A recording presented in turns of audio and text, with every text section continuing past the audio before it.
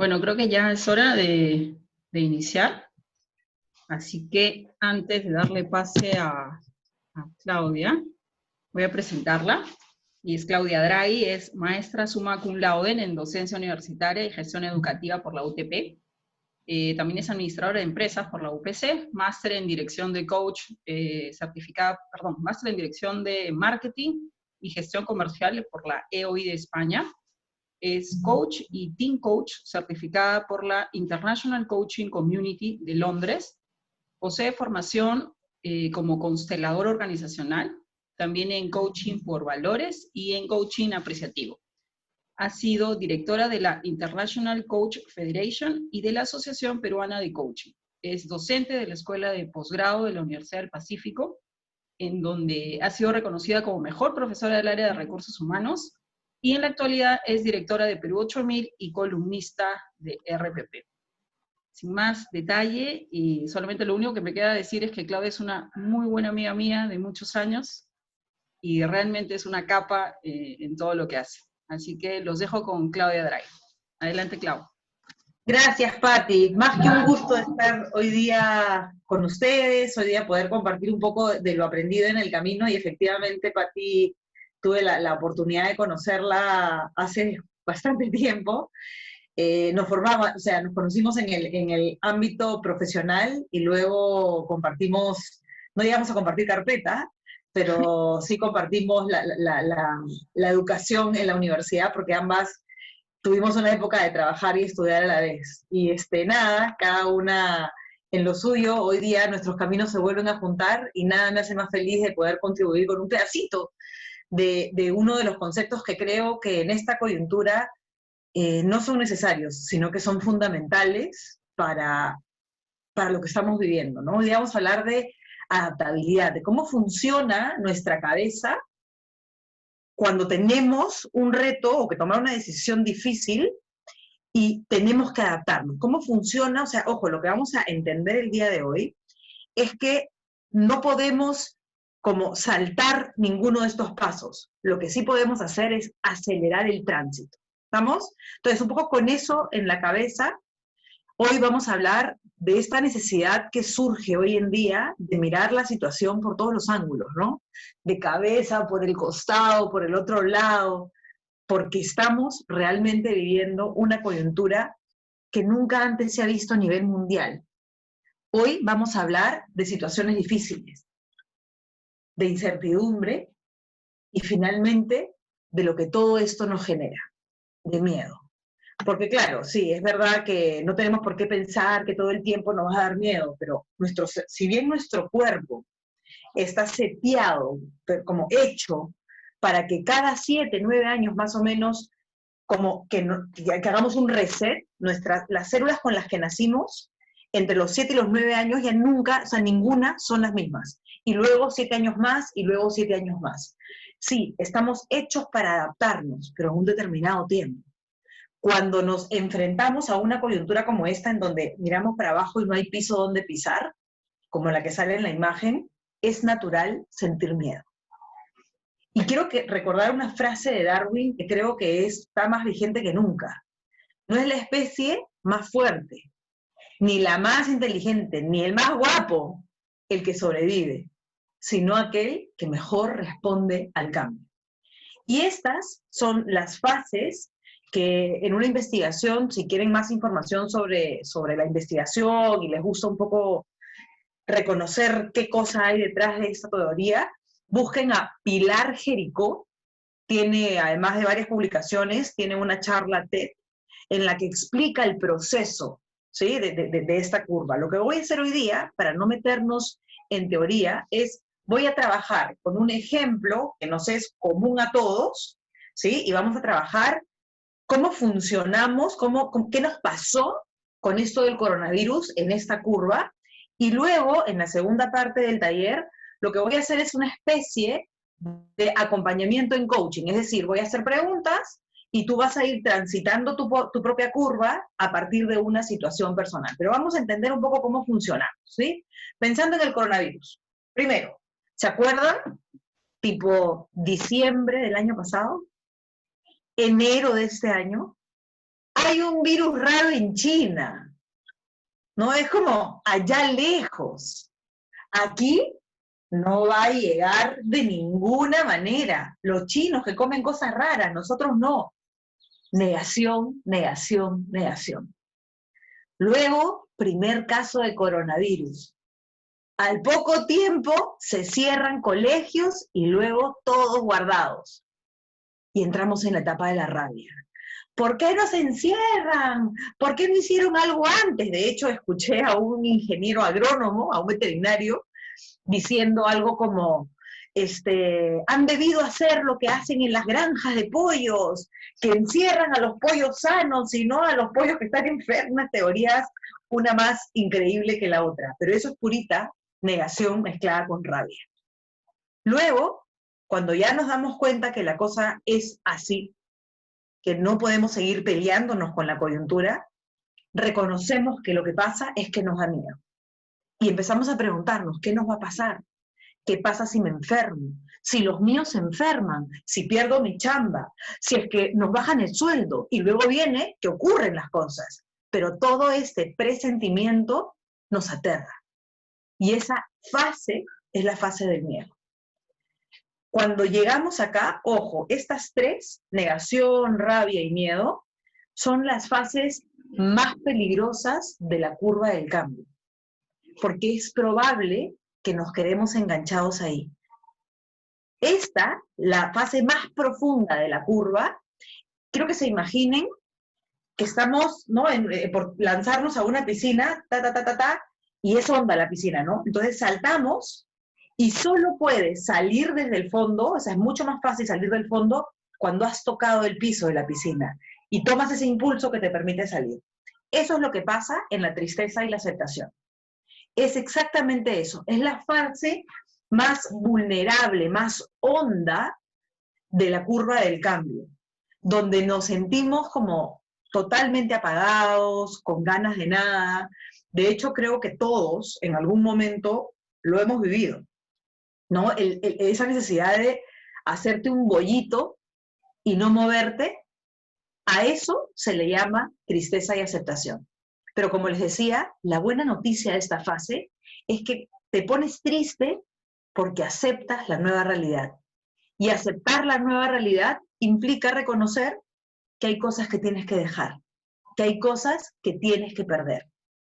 ¿Para qué? Para darle la bienvenida a cosas diferentes. Por eso viene casadita la tristeza con la aceptación. Cuando aceptamos las cosas como son, entonces empezamos a probar.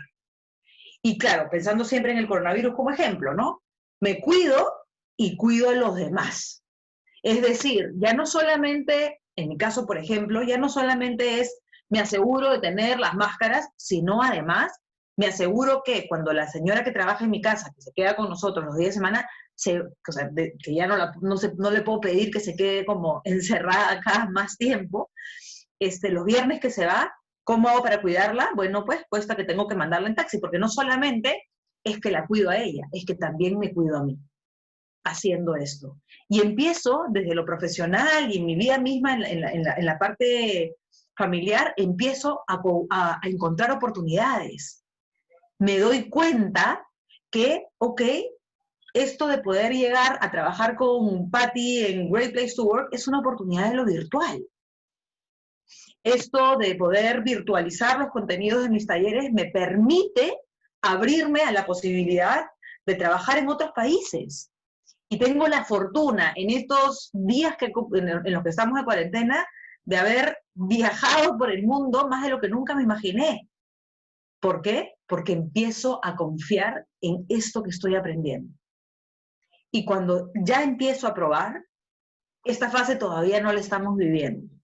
Esta fase la vamos a vivir cuando nos toque mirar para atrás y reconocer lo que hemos aprendido. Cuando llegue la vacuna y estemos todos como tranquilos con la parte de cuidarnos de la enfermedad y empezaremos a aprender a valorar quiénes fuimos en este contexto, a aprender, incorporar en nosotros nuevas formas de gestión.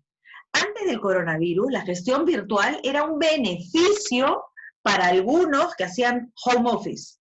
Y de hecho, empresas que están interesadas en ser un mejor lugar para trabajar, un great place to work, de hecho, saben perfectamente que eso no es un beneficio. Nunca fue pensado como un beneficio.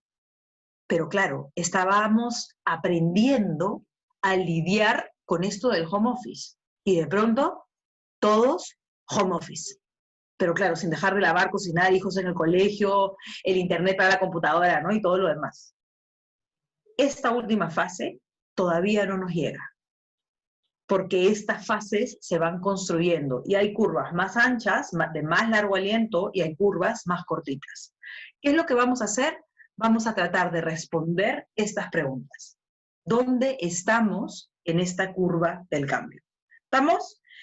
Para esta parte del taller, del webinar, perdón, quiero pedirles que traigan a su cabeza una situación personal o profesional, lo que ustedes quieran, lo que ustedes prefieran, en la que sientan que estás como desafiado, porque estás como, sabes que te están pidiendo que hagas cosas diferentes, sabes con claridad que te están pidiendo cambios, y tú todavía no lo has terminado de incorporar como tu responsabilidad, no lo has terminado de incorporar como una necesidad, no lo entiendes del todo bien y por lo tanto lo estás pateando.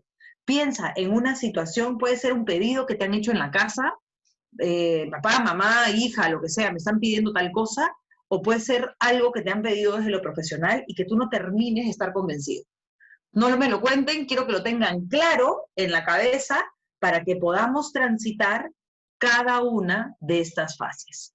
Todos con una situación personal en la cabeza, listo.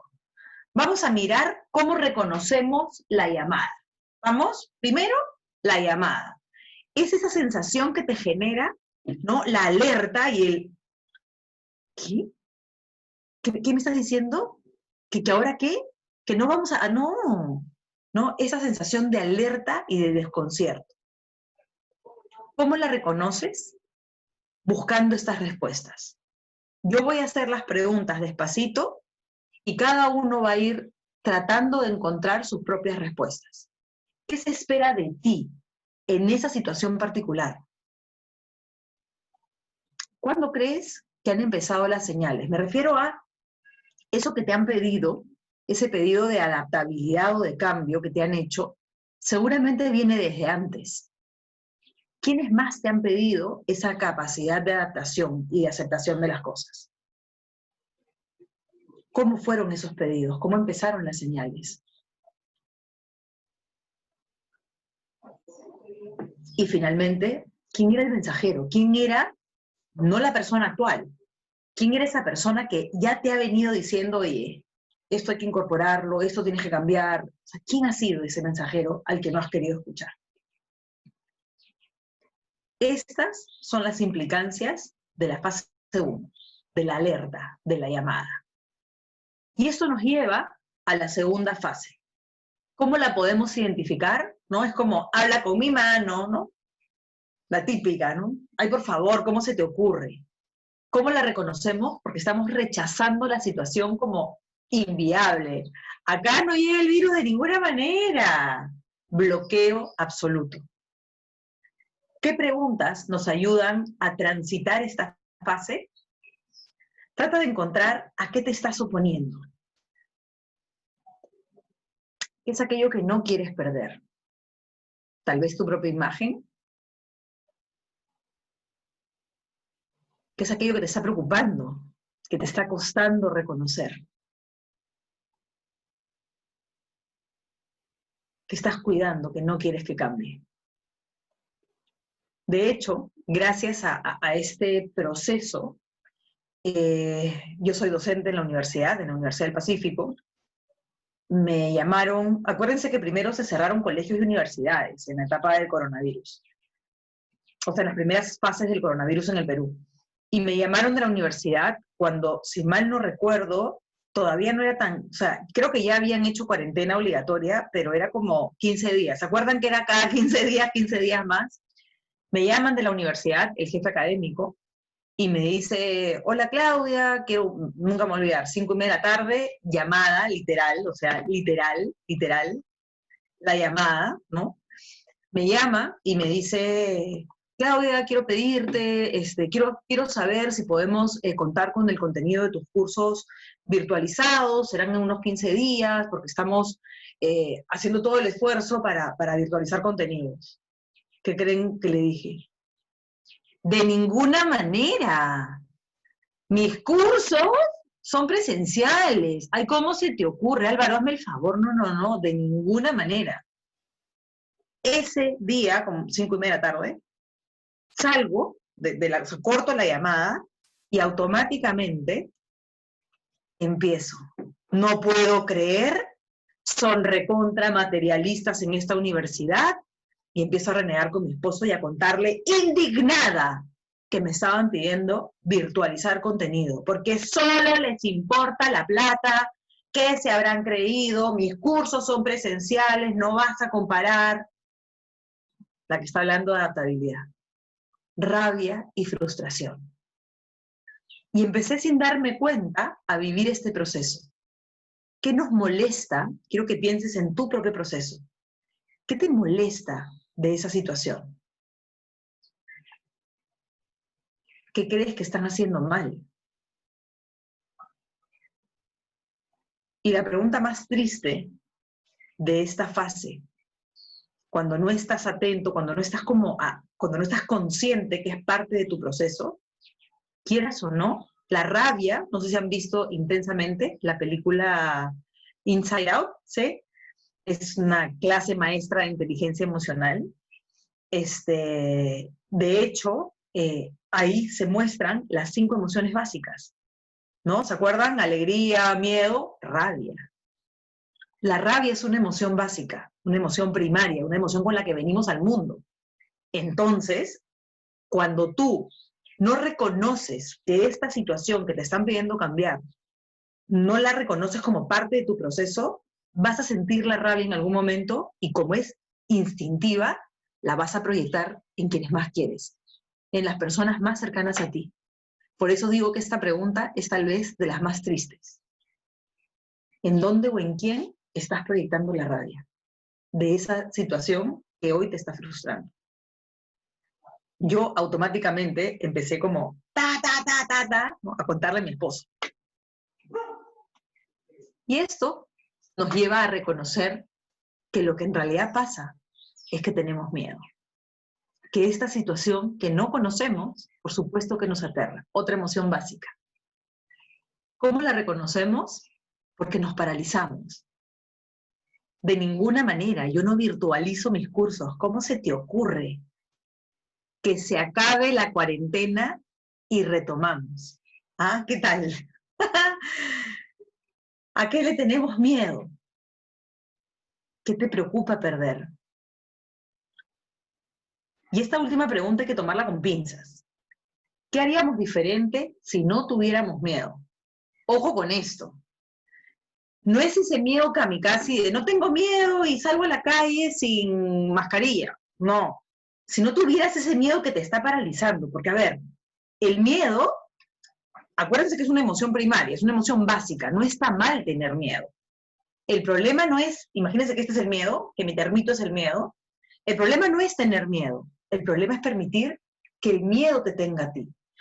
Cuando tú tienes al miedo, lo puedes regular, poner, manejar. Cuando el miedo te paraliza, es cuando estás en problemas. ¿Qué harías diferente si tú tuvieras tu miedo y no el miedo te tuviera a ti? ¿Qué harías diferente? En mi propio proceso, esa noche me fui a dormir y como a las, no sé, 12, 1 de la mañana, ¡plac!, ojo abierto y ya sin poder dormir toda la noche. ¿Pensando en qué? ¿Quién estoy siendo? ¿A qué le tengo miedo? Tengo miedo, pues. Yo antes de empezar el webinar conversaba con Patti y yo me venía autodefiniendo como incapaz para la parte técnica. Es más, cuando en la universidad nos capacitaban con herramientas virtuales, a mí era como, ¡ay, qué aburrido, por favor! Yo no necesito eso, yo no uso nada virtual, lo mío es presencial, bajo liderazgo. Por supuesto que me moría de miedo. Por supuesto que todos mis miedos se me vinieron de frente. Me moría de miedo de perder mi imagen bien ganada de profesora premiada. Me moría de miedo por muchas cosas, pero reconocí el miedo. Y esa noche empecé a irme al hueco. Todo lo hice de 6:30 a 5 de la mañana. Ahora les voy a contar cómo fue mi proceso. Pero eso es producto de conocer lo que me pasa. Cuando conoces esta curva, ya tienes herramientas para gestionar tu propia adaptabilidad. ¿Sí? ¿Queda claro por qué tenemos miedo? Y ahora nos vamos a la parte del hueco, a la tristeza que viene casadita con aceptación. Este es el punto más vulnerable, en donde mi propia autoconfianza está en el punto más bajo. ¿Sabes por qué? Porque todo lo que habías aprendido hoy o no sirve o está cuestionado. Y no sabes qué viene a futuro. Por supuesto, todo, o sea, mis clases en la universidad, sistematizadas, herramientas de aplicación, todo, ¿no? O sea, es más, en la parte académica sabían que empezaba un curso mío y les prometo, no tengo acá ninguna bolsa, pero tenía 2 bolsas de fotocopias, de fichas que trabajábamos, plumones, o sea, esa era yo. Y todo lo que había hecho como exitoso, hoy era inviable. Así que me moría de miedo, pero sabía que eso era el nuevo orden que venía. Y empecé a preguntarme esto, que me gustaría que también te lo preguntes. ¿Qué es aquello que tienes que aceptar? ¿Qué es aquello que tienes que dejar de hacer? ¿A qué necesitas decirle de una vez ya no más? No. Y es aquí en donde, como estamos, ¿no?, sentados en el hueco, nos toca levantar la mano y pedir ayuda. ¿Quiénes te pueden ayudar a salir de esta fase? ¿Qué oportunidades se abren en esta situación? Y les cuento mi propio proceso. 5:30 de la mañana o 5 de la mañana, ya literal, así como de boleto, me levanto, ¿no? Antes que se levanten en mi casa esposo, hija, perro y todo lo demás, me voy al directorio, es decir, al comedor, que ya se convirtió en directorio ahora, abro mi computadora y le escribo un correo a Álvaro. Y le pido disculpas. Empiezo diciéndole, perdóname por cómo reaccioné ayer. Quiero que sepas que estoy muerta de miedo, porque no sé cómo hacer para asegurar el aprendizaje y el éxito de mis clases. Solo quiero que sepas que cuentas conmigo, pero eso sí, necesito ayuda. Y su respuesta me sorprendió aún más. Nosotros también tenemos miedo, Claudia. Gracias por dejarnos contar contigo. Juntos vamos a aprender. Y para mí fue como, estamos todos igual. Por eso la vulnerabilidad, el reconocer que no la tenemos clara en esta fase es súper importante. Darte la licencia a sentir la tristeza y pararte derecha para trabajar en la aceptación. Y cuando ya, o sea, como que llegas al fondo, saltas y empiezas a probar. Y empiezas a reinventarte y a experimentar. Esta es la etapa en la que no pasa nada si te equivocas. No pasa nada, pues, porque en realidad nadie tiene las fijas. Y está bien decidir que, a ver, no me voy a equivocar a propósito, no voy a hacer mal mis clases porque no me dedico, no. Pero sí sé que tengo que redefinirme. Las preguntas que me ayudan y que te pueden ayudar a ti para dar ese saltito entre estar en el hueco y avanzar, ¿qué tienes que hacer de manera diferente? ¿Qué nuevos hábitos tienes que incorporar? ¿Qué no has hecho? ¿Que podrías probar? Y tal vez la pregunta más importante, ¿no? ¿Qué conversaciones necesitas plantear?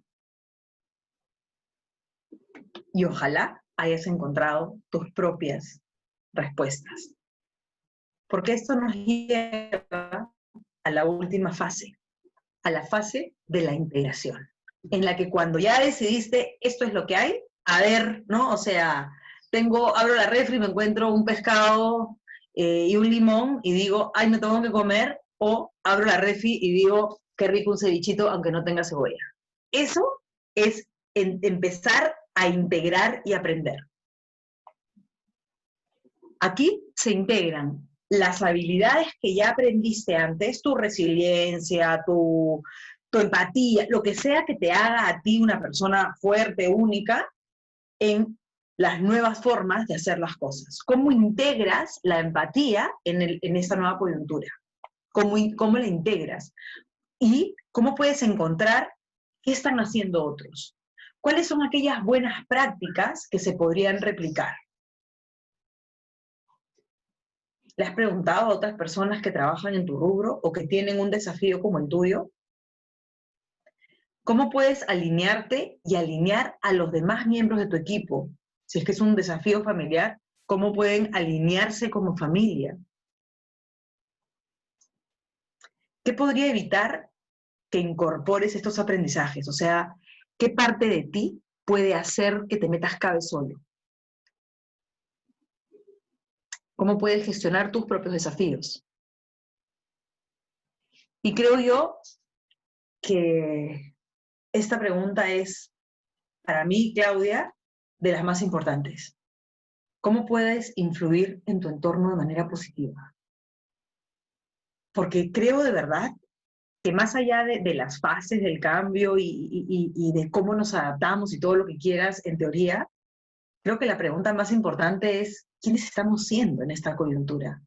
¿Estamos permitiendo que el COVID, con sus grandes desafíos, también nos gestione a nosotros? ¿Y le estamos echando la culpa al COVID y a todos los desafíos que nos presenta para convertirnos en quien no queremos? ¿O estamos decidiendo generar aprendizajes de esta coyuntura? Porque esa es una decisión que solo tú puedes tomar. Y todo lo demás suena bien, puede ser interesante el proceso de adaptabilidad, pero en realidad esto es una decisión personal. Y como les dije, si bien las fases del cambio no las podemos saltar, o sea, no sé si ustedes, yo tengo 47 años, entonces en mi época, los fines de semana y en verano salíamos a jugar a la pista y pintábamos el mundo. No sé si ustedes han jugado, eso que son 1, 2, 3, ¿no? El mundo, tac, otra vez, y está el mundo al final. El avión también le decían, el chavo también jugaba, ¿no? Ok, lo que no se puede hacer con las fases del cambio es lanzar la piedrita para evitar una de las fases. Eso no se puede hacer. Voy a retroceder para ver las fases. No se puede pasar de la llamada a la rabia y de la rabia a la experimentación. Eso no se puede hacer.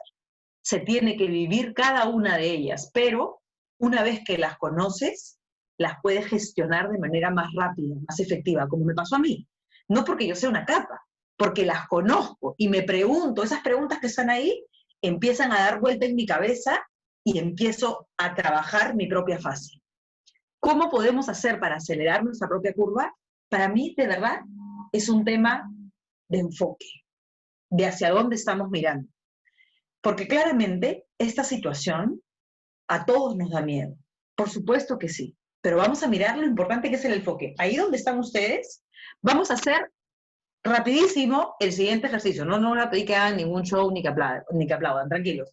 Solo quiero pedirles que hagan lo siguiente. Ahí donde están, que hagan esto. Miren a su izquierda, pero miren bien mirados. ¿Ven lo mismo que veían cuando estaban mirando la compu? No, ¿no es cierto? Ahora vamos a mirar al otro lado. Miren a su derecha. ¿Ven lo mismo que veían? Y claro, si me volteo no les voy a dar la espalda, pero si me volteo, veo algo diferente. A eso se refiere cuando hablamos de es una cuestión de enfoque. Tenemos que entender que no es negar los miedos, negar los desafíos, porque los desafíos están ahí, los miedos están ahí. Existen miedos como, por ejemplo, no sé, la pérdida económica, porque claramente, a ver, yo tengo trabajo, tú tienes trabajo, pero puede ser que nuestro hermano, alguien en nuestro entorno, o le hayan reducido el sueldo o haya perdido el trabajo. O sea, hay 20% de desempleo en el país. Hay miedo a que me contagie, a que se contagie alguien que yo quiero, mi mamá, que es adulto mayor, que tiene 80 años. Hay miedo a que mi hija no se adapte a esta coyuntura virtual, a que no le esté yendo bien en la plataforma virtual en el colegio. Hay miles de miedos de diferentes tipos. Y no es negar estos miedos, es eso que hicimos, mirar para el otro lado, no para dejar de mirar acá, no para negar que esto existe, simplemente para decidir transitar, o sea, ponerle más peso a las posibilidades. No es dejar de reconocer que hay miedo, es comprarnos mentalmente unas pesitas que nos permitan ponerle peso a las posibilidades. Primera pesita que me gustaría que se compren mentalmente: aceptación. La palabra más importante en esta coyuntura es aceptación. Ojo, no es resignación. No es resignación, es como, sí, pues, así es como complicado, pero así es que vamos a hacer. Eso es resignación. Lo único que generas ahí es frustración, puras emociones que son poco efectivas. Mientras que la aceptación es, esto es lo que hay. ¿Qué puedo hacer con esto que hay? ¿Qué es aquello que tienes que aceptar en esa situación que tú has planteado como tu necesidad de adaptabilidad? Es que mi jefe es injusto. ¿Y quién te ha dicho que la vida es justa? ¿Qué tienes que aceptar?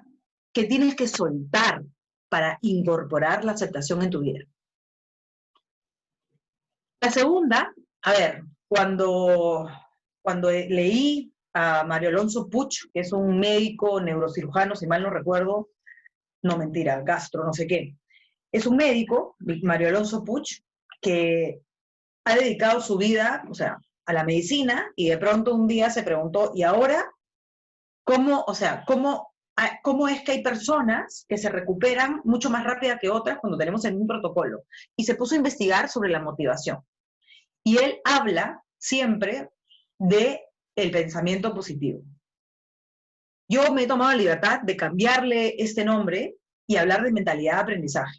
Porque cuando hablamos de pensamiento positivo, la gente en general tiene ese concepto de Disney. Pensamiento positivo, todo va a estar bien. No, todo no va a estar bien. Efectivamente, hay cosas que son terribles. O sea, lo que hemos visto de noticias, de las fiestas, como, ¿me estás hablando en serio? Todavía no hemos entendido la peligrosidad de la coyuntura, pero parece que no. Pero por eso, yo no hablo de pensamiento positivo, hablo de mentalidad de aprendizaje. ¿Qué es aquello que decides aprender de esta coyuntura? ¿Qué es aquello que tienes que aprender de ti? ¿Quién estás siendo en esta coyuntura? ¿Cómo miras tu desafío con la necesidad de aprender de ti? Ese, para mí, es uno de los pilares de mi propio proceso adaptativo. Cuando me dieron el encargo, ese es un ejemplo de varios, ¿eh? Pero lo he usado para graficar la curva, que además es como de ahorita, ¿no? Para mí es como bien importante cuando estoy fastidiada con alguna situación, cuando quiero, ¿no?, matar a alguien, una de las preguntas que me ayudan es, ¿qué es aquello que tengo que aprender de esta situación? Cuando me siento víctima de alguien porque, ay, qué mal que me hizo, ok, ¿qué tengo que aprender de esta situación? Estoy en este punto porque yo he construido esta situación de alguna manera. Si las relaciones se construyen 50-50, algo tengo que tener yo de responsabilidad en esto. ¿Qué tengo que aprender para no repetir la situación? ¿Qué es aquello que tú tienes que aprender en este desafío que has traído a tu cabeza? Porque eso solo depende de ti. La tercera pesita, penúltima, tiene que ver con nuestro cuerpo, con cómo estamos usando nuestro cuerpo, nuestra corporalidad, para salir adelante de esta coyuntura. Estamos encerrados en nuestro victimismo de no puedo hacer deporte porque como estoy en mi casa y no tengo plata, o realmente nos hemos dado cuenta, o sea, y hemos aprendido, que si bien no se sabe por qué hay personas asintomáticas y por qué hay personas que la pasan no tan mal con el COVID, o sea, cuando se enferman, lo único que está probado es que aquellas personas con un sistema inmunológico más fortalecido la pasan, no digo mejor, menos mal.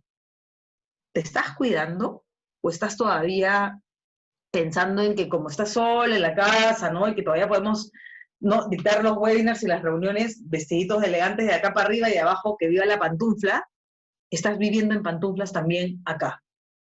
Nos estamos llenando de azúcares. Cada vez más hay más personas con sobrepeso en esta coyuntura. Y eso lo único que hace es hacernos daño físicamente. No estoy hablando de volvernos elegantes, ni dejar de usar buzo, no. Estoy hablando de cuidarnos, porque eso es lo único que podemos asegurar que si algún día nos chapa el coronavirus, por lo menos que nos encuentre fuertes para dar la mejor batalla. Porque sabemos que hospitales, bien difícil encontrar cama. ¿Cómo te estás cuidando y cuidando los tuyos desde lo físico? Y finalmente, pero no menos importante, el espíritu. El espíritu, que ojo, no tiene necesariamente que ver con religión. El espíritu tiene que ver con quién quieres ser en esta coyuntura. Porque, a ver, va a llegar la vacuna. No va a llegar este año, o sea, quienes dicen hasta diciembre, a ver, ojalá ya, no quiero ser como pinchaglobo, pero ¿de verdad creen que para diciembre? Para mí diciembre es un hito mental que hemos puesto para no morir tanto, como cuando Vizcarra decía 15 días, 15 días, 15 días. Mi teoría es que esto se va todo el año que viene, o por lo menos septiembre, octubre, el año que viene. Pero más allá de eso, esto va a terminar en algún momento, ¿no? O sea, va a llegar la vacuna, vamos a volver a lo que antes era la antigua normalidad. ¿Y cómo queremos ser recordados? ¿Quiénes queremos ser en este proceso? Ese sentido de trascendencia, responder a quién quiero ser y quién estoy siendo, creo que es lo más importante. Y con esto cierro mi intervención para no robarles más tiempo. De hecho, recuerdo muchísimo, tuvimos que tomar una decisión bien difícil con mi esposo. Mi hija estaba en un colegio, ¿cómo se dice?, de habla nativa alemana, yo de alemán sé tanto como el chino mandarín. Y tuvimos que tomar la decisión, o sea, nos dimos cuenta que esto venía para largo, el colegio no se adaptaba, seguía mandando tareas, y no había acompañamiento ni siquiera virtual, que casi no lo hay ahora incluso. Y yo no podía ayudar a la niña, porque no entendía, o sea, todo era en alemán, todo era en alemán. Entonces llegó un momento en el que nos dimos cuenta, y además económicamente cero acompañamiento a los padres que estaban como en situaciones desafiantes económicamente hablando. Mandamos correo pidiendo ayuda económica, nos dieron 10%, 15% por 2 meses. Entonces eran como muchas señales de saber que ese no era el colegio, a pesar de que mi esposo es exalumno de ese colegio, mi suegro había sido director del colegio, pero ese colegio que tenía nuestro corazón se había convertido en un desafío en esta coyuntura. Y una de las cosas que nos ha funcionado a mi esposo y a mí como familia es aprender a tomar decisiones en este proceso buscando la respuesta de quiénes queremos ser en esta coyuntura. Y una noche estábamos tomando una copa de vino y jugando Uno, ubican las cartitas estas de Uno, y de pronto mi esposo, yo pongo la conversación sobre la mesa y le digo, no está funcionando, ¿no? No, me dice. Los dos sabíamos de qué estábamos hablando. Y empezamos a ver como qué posibilidades surgían, no sé qué, no sé cuánto, y finalmente, no me pregunten cómo llegó esa conversación, pero finalmente lo que terminó pasando fue que escribimos, no lo tengo acá, pero les juro que es verdad, en el directorio, en el comedor, escribimos una frase que dice, de esta saldremos más fuerte. Y ese es nuestro espíritu en esta coyuntura. No sabemos si saldremos más gordos, no sabemos si saldremos locos, no sabré si es que me arrepentiré en 5 años de haber cambiado a mi hija de colegio. No lo sé. Solo sé que las decisiones que estoy tomando hoy están dadas sobre la base de ese propósito, de ese sentido espirituoso de trascendencia que nos ayude a ser una familia más sólida en esta coyuntura. Porque finalmente quiero recordarles que este contexto no es para siempre y el contexto no define nuestro liderazgo, no define nuestra esencia, solamente nos muestra tal como somos.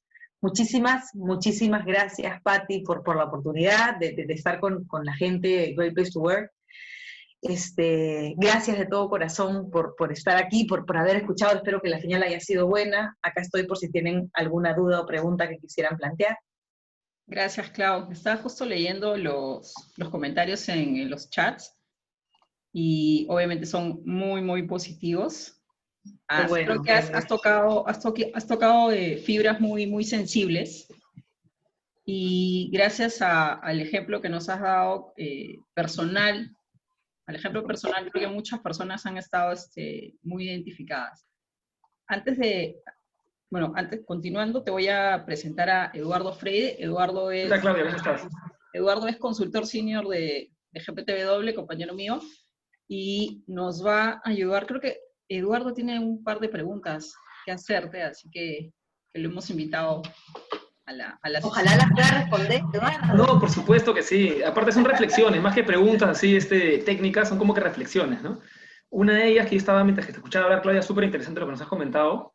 Me ha encantado con la forma como has descrito las fases del cambio, y justo en ese aspecto hay una pregunta, porque las personas en general, bueno, el ciudadano de a pie, comúnmente suele ver estas fases del cambio como algo de repente, con una temporalidad más corta, ¿no? Como que de repente demoras unos meses, o de repente unos años, en el peor de los casos, o a veces hasta una semana, 2 semanas en pasar de una etapa a otra. Pero definitivamente la variabilidad de una etapa de negación a rabia, temporalmente hablando, puede ser vista a nivel micro o macro, pues, ¿no? Si es un país, por ejemplo, y piensas en países que de repente han tenido, no sé, que les han caído 2 bombas atómicas, como Japón, o inclusive nosotros, los peruanos, que mencionamos muchas veces la guerra del Pacífico, como una etapa de repente no totalmente superada o asimilada. No sé si de repente se podría hacer como que una mirada del Perú, considerando nuestra historia, nuestra personalidad colectiva, identidad, en general nuestra cultura, contexto actual, etcétera, y podría ser que estemos de repente más propensos a quedarnos en alguna de estas fases del cambio, negación, rabia, miedo, tristeza. ¿Lo considerarías que podría estar sucediendo algo así? Yo creo de verdad que, no sé si, o sea, nunca lo había analizado desde la guerra con Chile, la guerra del Pacífico, pero sí lo he mirado como, o sea, y ha sido parte de una conversación con mi profe, de constelaciones, que estudié constelaciones organizacionales, y de hecho siento que estamos bien enganchados en la negación ¿no? La rabia, la negación, tienen como características, ¿no? Pilar Jericó le dice tirar las pelotas afuera, o sea, tirarle la pelota a otro, no asumir la responsabilidad. Y de hecho creo que desde la época del terrorismo, o sea, es nuestro país, y eso es mi única opinión, por favor, no es nada que esté sustentado, es solo mi opinión. Yo siento que estamos tan divididos que nos hemos enceguecido en quién tiene la razón y quién está bien y quién está mal. Y eso nos bloquea en el avance, porque claro, polarizado de una manera, dices, polarizados. Totalmente polarizados. Entonces no puedo incorporar aprendizajes en la medida en que no valide un poquito de lo otro. Porque claro, si seguimos creyendo que el terrorismo es porque el Estado no estuvo presente en las provincias más lejanas, ¿y qué hacemos nosotros como sociedad civil para acercarnos, para que haya educación para todos de manera más igualitaria, ¿no? Creo que hay muchísimo de historia que nos hace entender que todavía estamos con pelotas afuera, ¿no? Tirando la pelota fuera de la cancha, sí. Y en esa polarización que tú comentas que percibes que existe, ¿cuánto de victimización crees que hay en la relación con el otro? Sí. La victimización, o sea, tiene que ver con este estado de no aceptación. Tú eres la víctima de alguien. Exacto. Cuando no aceptas que eres dueño o sea, responsable de tus propias decisiones. Y por supuesto que creo que la mayoría de los peruanos somos víctimas. O sea, me está tocando trabajar un montón con empresas de capitales extranjeros, no voy a decir países particulares, pero con empresas de capitales extranjeros, y es como la queja permanente es que como mi jefe es de este otro país, no entiende la realidad. O sea, es como ya, pero ¿en qué momento aceptamos? La victimización, Eduardo, tiene muchísimo de negación, en donde yo soy la víctima del otro y no tengo capacidad de respuesta. Cuando aceptas y te vas al hueco, así como, no, ¿y ahora qué hago con mi vida? Cuando aceptas, la aceptación más tristeza es el punto de apalancamiento para salir. Entonces, y creo que la victimización nos deja en el otro lado de la curva. Tal cual. Ok, interesante, porque es difícil a veces autopercibirse como víctima cuando efectivamente, racionalmente o intelectualmente, encuentras muchos argumentos para seguir fortaleciendo tu perspectiva, ¿no? De hecho, en eso me quedé pensando también cuando comentabas una de las etapas y hacías la pregunta de por qué las personas no queremos escuchar esa llamada. Y de hecho, estaba leyendo un poco al respecto escuché algo, leí algo súper interesante, que tenía que ver con que, no sé, en un momento de nuestras vidas, pues como antes de ser Homo sapiens inclusive, teníamos pues osos, animales, lobos que nos querían comer, y cuando ya nos hemos vuelto culturas, digamos, más tecnológicamente avanzadas y más urbanas, esas amenazas han disminuido y ahora las amenazas están más en el aspecto del lenguaje. Obviamente todavía hay robos, asaltos, secuestros, evidentemente, pero en el día a día, en nuestras interacciones, como que nuestro cerebro estuviese permanentemente asumiendo argumentos contrarios a mi forma de pensar, literalmente, neurológicamente y químicamente como amenazas reales, como que si fuera un depredador. Entonces, como que esa forma de enfocar la argumentación del otro, distinta a la tuya, hace que te cierres y no escuches argumentos diferentes. Entonces, un poco en tu experiencia y conociendo cómo estas etapas del cambio se comportan de una manera más o menos como un patrón, ¿qué recomendaciones se le podría dar a alguien que permanentemente en sus interacciones con los demás está en modalidad de defensa, cognitivamente hablando, bajándose los argumentos de los demás como que fueran barcos de batalla que tienen que tumbar, y de repente no, buscando que ingresen algunos de ellos y realmente replantearse si hay un beneficio de ese argumento distinto al de ellos? ¿Qué podrían hacer ellos para trabajar su apertura? Primero, ahí te has metido a un campo así medio tenebroso, ojo. Porque cuando una persona se toma los argumentos de otro a personal, por mucho que suenen, cuanto más fuerte me grites, no importa cómo me respondas, cuán racionalmente, es porque sientes que se está vulnerando tu autoconfianza. Entonces, lo primero que hay que hacer cuando te das cuenta que estás a la defensiva permanentemente es, a ver, un pasito hacia atrás y pregúntate, ¿qué te preocupa? O sea, ¿dónde está tu inseguridad? Porque no tiene que ver con el otro. El otro lo puede decir de mala manera, lo que tú quieras.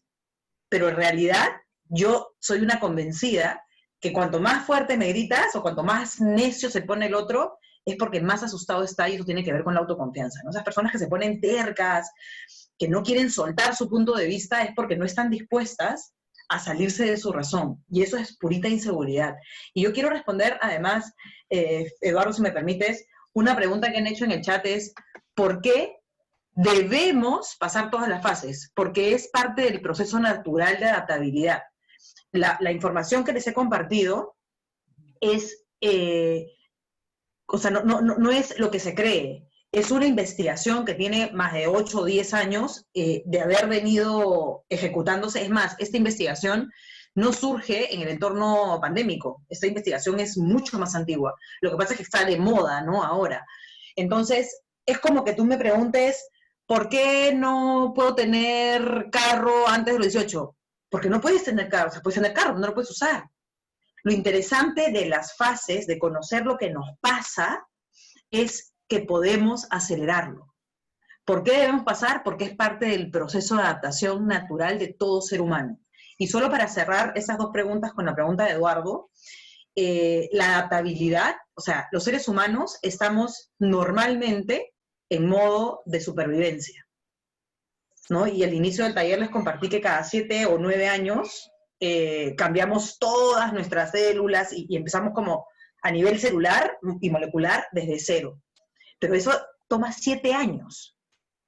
Cuando es un cambio intempestivo, cuando es algo que tienes que cambiar, nos cuesta mucho más, porque estamos en modo supervivencia, porque eso viene desde acá atrás, ¿no? O sea, desde la amígdala puesta al servicio de la supervivencia, entonces, sí. Me llevo esa reflexión, Claudia, de tu respuesta súper profunda, esa reflexión tan potente de qué tiene que ver esta reacción, no con el otro, sino conmigo, ¿no? Muchas veces respondemos las cosas en función al otro, al contexto, y no pensamos en cómo yo lo estoy interpretando, cómo yo lo estoy sintiendo, y por qué yo reacciono de una manera en general, como dices tú, por qué lo veo como una amenaza. ¿Debería verlo como una amenaza? Es interesante esa reflexión. Y justamente pensando, vinculando también sobre esta sensación de amenazas y el miedo y la frustración, tú has comentado mucho esta relación entre miedo y rabia o miedo e ira. Y yo también he estado leyendo un poco que al sentir tu miedo, también puede darse porque de una manera sientes que no tienes control sobre lo que está sucediendo. Entonces, al perder ese control, sientes esa amenaza más latente y puede generar esa emoción. Y de una manera también hay una relación entre control e ira, porque generar ira en los demás y generar ¿cómo se llama?, violencia en el lenguaje o físicamente con los demás, es una de las maneras en las que tradicionalmente los gobiernos y los grupos políticos y las personas generamos control a los demás. Entonces, en ese sentido, mi pregunta era, ¿qué recomendación podría tener una persona que consciente e inconscientemente está trasladando esa pérdida de control en el trabajo, en un proyecto, en la relación con un cliente o una relación interpersonal difícil? Ese control que está perdiendo, ¿por qué lo está trasladando a otras áreas con personas con las que de repente él o ella puede controlar de una manera más estricta? Un poco lo que te comentabas tú, cómo esa frustración se traslada a veces a otros espacios personales inclusive, ¿no? Entonces, ¿qué recomendación hay para una persona que pueda ser consciente de esta pérdida de control y cómo asumir para que eso no se le desborde de forma disfuncional en otras dimensiones de su vida laboral o personal? De hecho, has dado en el clavo con una palabra que me permito pedirles que se la saquen de la boca. Dejemos de pensar en que tenemos que controlar las cosas.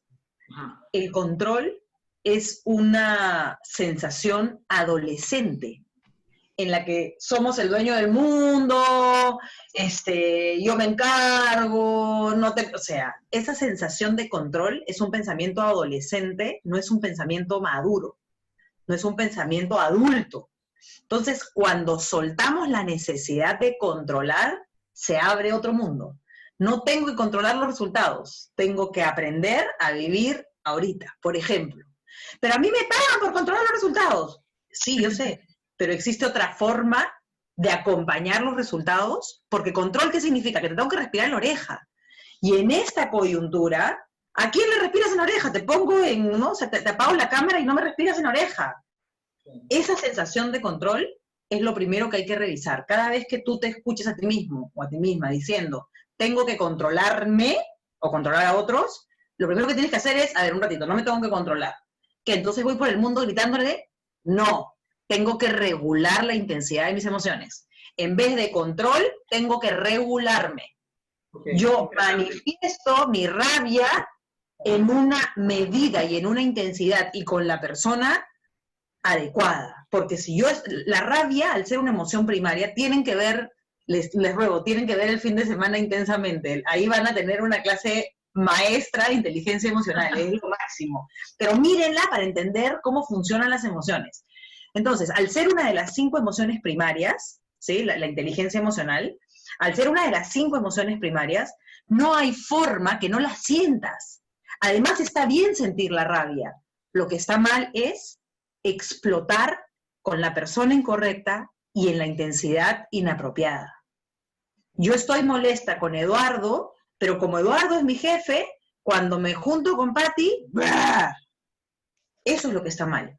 La proporcionalidad, un poco de la proporcionalidad, y además, a ver, si yo estoy molesta con Eduardo, tengo que crear la oportunidad para decirte, Eduardo, ¿sabes qué? Lo que hiciste el otro día, pero lo que no debo hacer es permitirme controlarme cuando esté contigo, para que apenas voltee, ¡bra!, ladre con alguien más, o te mire a ti con cara de, ¿no? Porque como no tengo el coraje de decirte lo que pienso y siento, te pongo mirada de desprecio, ¿no? Y eso lo único que hace es alejarnos, ni siquiera del otro, alejarnos de, acuérdense, ¿quién quiero ser? ¿Qué tipo de persona quiero ser? ¿Le voy a permitir a Eduardo, que es mi jefe, que me lleve a ser quien no quiero ser con mi gente? Si se lo voy a seguir permitiendo, y ahí está la parte de la víctima que decías, si te voy a seguir permitiendo, porque tú eres mi jefe, que yo actúe como la loca que no quiero ser, soy la víctima de Eduardo. Y tengo que buscar un victimario, o sea, alguien a quien victimizar. Y como Patti me reporta, Patti se convierte en mi víctima. Ese círculo solo lo puedo romper yo. Entonces, no hablemos de control, hablemos de regulación. Cuando escucho hablar de regulación, siento que tiene una asociación más a un balance, a un equilibrio, y entendería que cuando comentas esto sobre el tema del control, lo dices porque es como buscar controlar algo que de repente no debería ni siquiera, es como hacerte la pregunta, si deberías controlar, si control debería ser una de las acciones que deberías tú tener en tus interacciones con los demás, inclusive, ¿no? Lo veo como una pregunta como de conceptual. O sea, de hecho, De hecho, Eduardo, todo eso, para mí, Claudia, no es un tema en el que yo me sienta del todo cómoda, porque eso de no controlar y vivir la vida desde la aceptación y el fluir, a mí me suena como budismo y yo no soy, ni siquiera sé meditar. Entonces, no voy a venir a florear a decir lo que no sé. Y además soy como bien aterrizada. Mira, o sea, no, soy bien aterrizada, entonces es como, ¿qué cosa? O sea, nunca me controlo, yo siento que sí, que hay momentos en los que me tengo que controlar porque si no puedo eliminar a mi chibola. Y es parte de mi trabajo como mamá controlarme en algún momento, porque sí, pues hay momentos en los que estoy colapsada. Y luego busco el momento para decirle lo que he sentido, pero sé que, como ya me conozco, sé que me arrepiento a veces de lo que sale de mi boca y prefiero controlarme.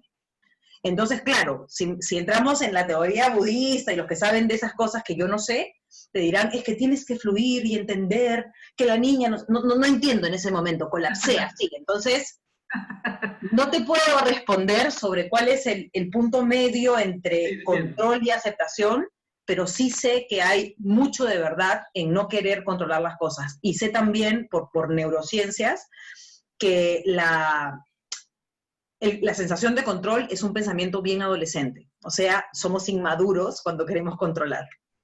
Interesante. No, sí, yo lo mencionaba porque en WordPress Work sí tenemos un enfoque de control-confianza, ¿no? Que va más o menos alineado a lo que estás comentando. Obviamente la palabra es diferente, no es regulación, pero sí tiene que ver con que tiene que haber un balance entre cuánto confías en el otro y cuánto lo regulas o lo monitoreas o lo supervisas, ¿no? Más que controlarlo así de forma disfuncional y opresora, sí hay un término vinculado a procesos, políticas, que se tienen que ejecutar, por ejemplo, por eficiencia o dimensiones que son que se tienen que medir y gestionar, ¿no? Por eso lo digo, pero sí entiendo perfectamente el tema, sobre todo en la parte emocional, este enfoque de regulación, me parece que tiene bastante sentido. Y por eso te decía que yo no estoy muy de acuerdo en que no hay que controlar siempre, o sea, hay momentos en los que sí, o sea, si yo me estoy saliendo de la línea, tú me tienes que controlar, o sea, tienes que asegurarte que yo haga las cosas éticamente, que cumpla los procesos, o sea, yo sí creo, por eso digo, o sea, seguramente si es que hay alguien que esté escuchando y que cree profundamente en que no hay que controlar y que vive el flow y la energía, tendrá sus razones, pero yo no las conozco a profundidad como para discutirlas. Y sí creo en que hay cosas que hay que controlar. Yo a mi hija le tengo que controlar en algunos momentos, tiene 8 años. Si yo no la controlo y no le enseño los límites, ¿quién lo va a hacer? El flow de la energía no creo.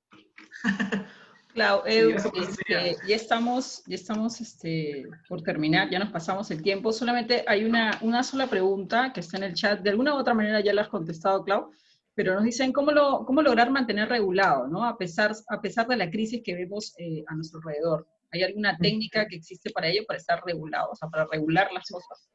Sí. De hecho, solo para contarles lo que yo estoy haciendo, es eso, es tratar de encontrar la respuesta en mi propia vida de quién quiero ser. Y cuando estoy, o sea, insisto, ya les he contado incluso que la crisis me ha golpeado en diferentes aspectos. Y cuando o sea, hay momentos en los que realmente estoy como colapsada de trabajo y me da como pena y rabia y todo. Y lo que hago es hablar. O sea, he aprendido en esta coyuntura que lo que me funciona, yo no me era muy fácil reconocer que tenía que pedir ayuda o algo. Eso es lo que me está pasando. Que he aprendido a pedir ayuda y he aprendido a preguntarme cuando yo estoy como poco Coca-Cola, si estoy siendo la persona que quiero ser. Y cuando la respuesta es no, es ahí donde pido ayuda. Porque hay situaciones que yo no puedo controlar. Pues. Si tú me preguntas a mí, ¿hubieses dejado a tu hija en el colegio en el que estaba? Sí, claro. Hoy en día digo que no, porque la transición ha sido maravillosa. Pero en ese momento, y pensando en el largo aliento, digo, ¿me arrepentiré en 5 años? No lo sé. Estoy tratando, ¿qué me funciona a mí? Para responder a la pregunta de regulación, ¿qué me funciona a mí? Tratar de vivir un día a la vez. Eso es lo que me está funcionando a mí. Ojalá les sirva a quienes, como yo, están viviendo situaciones desafiantes, ¿no? Cada uno en su propio espacio. Gracias, Clau. Gracias por tu última reflexión. Y bueno, agradecer a todas las personas que nos han estado siguiendo desde temprano. Comentarles que este webinar se está grabando y lo vamos a colgar en nuestra página web y ustedes lo pueden bajar o lo pueden ver cuantas veces quieran. Eso es de acceso libre, o sea, lo pueden compartir con cualquier persona en su entorno o con sus compañeros de trabajo. Y bueno, finalmente agradecerte, Claudia, muchas gracias por todo lo que nos has compartido el día de hoy. Creo que ha sido muy relevante toda la información, creo que cada uno se va a llevar alguna experiencia o alguna reflexión de todo lo que has comentado el día de hoy, y creo que vamos a aprender a poder regular la intensidad de nuestras emociones, como bien nos has comentado. Así que un paso a la vez, exactamente. Edu, muchas gracias, por sumarte a este webinar, y gracias a todos. Buenos días. Gracias, Claudia. Gracias, Pati. Chao, chao. Gracias, muchísimas gracias a todos. Gracias. Gracias, Pati, por la oportunidad. Me encantó. Gracias, Eduardo. Genial, Claudia. Nos vemos. Muchas gracias.